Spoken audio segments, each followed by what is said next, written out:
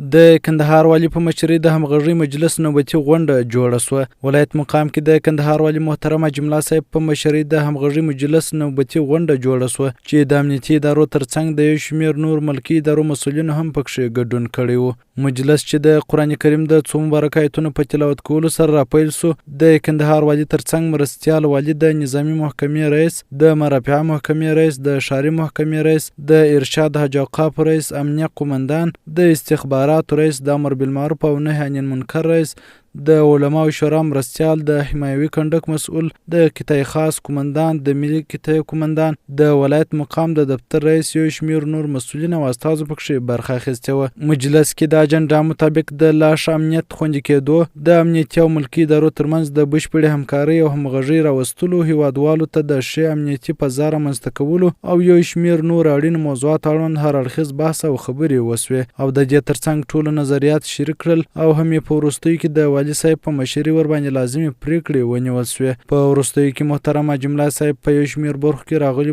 ټول مسؤلینو ته یو شمېر لازمي سپارښتنې او لارښوونې هم وکړې او وروسته د همغږۍ زیاتولو په موخه دا نوبتي مجلس د دعا په ویلو سره پای ته ورسېد.